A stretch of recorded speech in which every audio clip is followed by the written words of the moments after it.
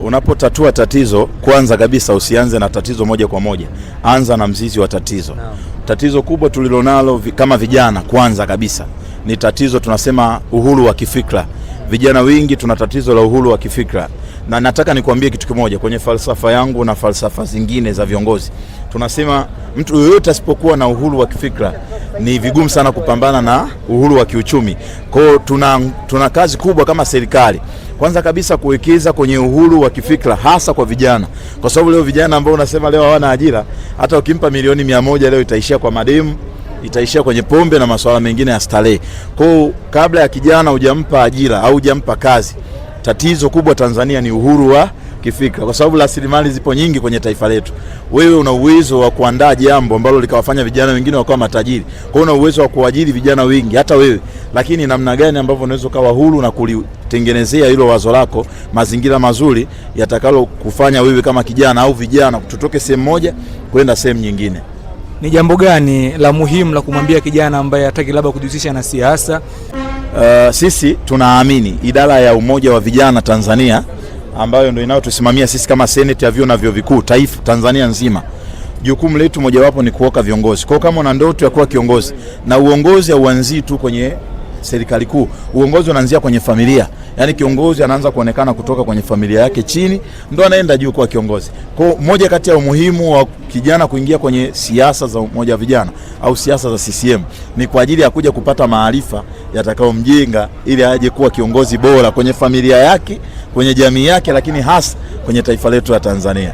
Kwa kijana ambaye anasemea mabaya UVCCM, ni jambo lipi bora la kumwambia huyo kijana naye aseme UVCCM kweli kuna vijana wakomavu? Sana kijana wa UVCCM alioiva au kijana aliolelewa katika uongozi kama mimi, mwenye data ambaye ninajua serikali yangu tulikotoka na tulipo. Kwa sababu kijana leo hii wengi tunaowaita Gen Z ni watu ambao tunasema ni wanavyuo pengine, si ndio? Hawa wanavyuo kama serikali yetu isingekuwa imara, hiyo elimu wangeipata wapi? Wasingeipata elimu.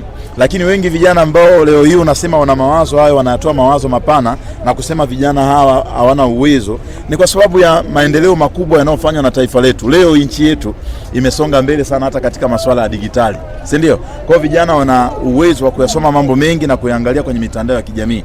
Lakini sasa hivi ukienda kwenye kada ya elimu, Tanzania iko mbali sana kwenye swala la elimu. Tuna wasomi wengi. Kwa kama serikali na uwezo leo hii wa kumlipia mtu kutoka darasa la kwanza mpaka form 6 bure, lakini pia kutoa mikopo kwa vijana wengi, hiyo serikali haitakiwi kulaumiwa. Umeelewa? Imekupa uwezo wa kufikia hapo, kwa sababu leo hii ukizungumzia matajiri wengi ambao mimi nawafahamu kwenye nchi yetu lakini pia duniani, sio wale walioko serikalini, si ndio? Lakini wale ni kwa sababu waliruhusu fahamu zao kudili na mambo ya msingi. Umeelewa? Wakatumia rasilimali zilipo kwenye jamii zinazowazunguka. Na leo hii tunawataja kina Mo, tunawataja kina Garibu Mohamed Said GSM, kina Bareksa, ukiangalia au matajiri wengi sana, kina Vunja Bei na wengine wengi.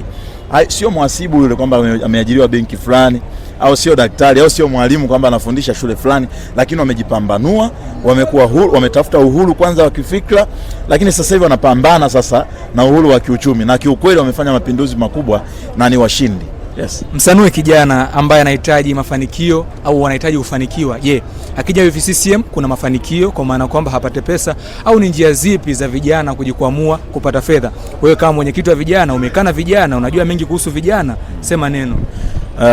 Ni lazima niwaambie vijana wenzangu, Tanzania ni nchi yetu, na Tanzania ijayo na iliyopo sasa hivi natuhitaji sisi vijana. Na hatuwezi kupata vijana wazuri, viongozi wa baadaye wazuri kama sisi ni vijana legelege. Leo hii kijana mwingine kakaa hafanyi kazi yoyote, yuko anabeti. Sasa hivi sisi tunafanya interview hapa, yeye yuko anabeti. Na mwingine sasa hivi tunazungumza kuhusu masuala ya taifa letu, yeye yupo anatongoza wanawake. Mwingine sisi tumekaa hapa tunazungumza kuhusu masuala mazito ya nchi yetu, yeye yupo uko baa analewa sasa hivi asubuhi. Kwa unakuja kugundua moja kati ya kitu nataka niwaambie vijana, lazima tutumie rasilimali zilizopo kwenye taifa letu, lakini lazima tuamue kwa nguvu zetu zote, kwa akili zetu zote. Pesa zipo kwenye maandishi na kwenye proposal nzuri, hatuko nazo sisi mfukoni. Lazima kwanza tujenge utamaduni wa watu kututambua kama vijana wema kwanza kwenye taifa letu, nikimaanisha kuwa wazalendo. Tukisha kuwa wazalendo tutaaminika, tutapewa miradi mbalimbali ya kuisimamia, na mwisho wa siku tutapiga hatua. Lakini pia kupitia ule uaminifu wetu tutapata connection mbalimbali za watu wa maana. Leo hii mimi na wewe ndio viongozi wa leo na viongozi wa kesho. Tunayo sababu ya kuijenga Tanzania yetu kwa jasho na damu yetu. Na asante sana. Na tumalizie, labda ni jambo gani ambalo vijana wengi wamekuwa wakiliamini kumbe ni uongo kwako wewe kama kiongozi ambao umeexperience uongozi na kukaa na vijana, tubadilishe fikra au wabadilishe fikra?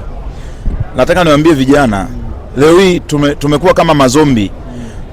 Tanzania hii unayoiona imejengwa katika misingi ya amani, na mataifa mengi yamekuwa yakikimbilia Tanzania kama kitovu cha amani, na ni ukweli. Naamini kabisa tunatakiwa tuhoji, lakini tuhoji kwa adabu. Kijana mwenye maono na mwenye maarifa anatakiwa kukosoa, lakini anatakiwa kukosoa kwa adabu. Sawa sana baba yako, huwezi kumfuata baba yako ukamwambia baba, mimi nataka uondoke hapa nyumbani uende sehemu fulani, au baba nataka kitu fulani unipe kwa lazima. Sio kweli. Ndivyo ilivyo. Sisi ni vijana, tujenge hoja, hata tukikosoa tukosoe kwa adabu. Sisemi vijana wasikosoe, tutakuwa sio vijana vizuri. Sisemi kila kitu kikisemwa kijana ukubali, utakuwa ni kijana usiye na maono na ujitambui. Kosoa, hoji, jenga hoja. Inawezekana hoja yako utakayoijenga kwa adabu ni hoja ambayo itatutoa sehemu moja kwenda sehemu nyingine kama taifa. Yes. Naam, asante sana ndugu mtazamaji wa channel ya Wa Generation TV. Leo tulikuwa na mwenyekiti wa UVCCM Chuo cha Elimu ya Biashara CBE. Nikushukuru sana. Basi kitu cha msingi usisahau kusubscribe, kucomment. Bye bye.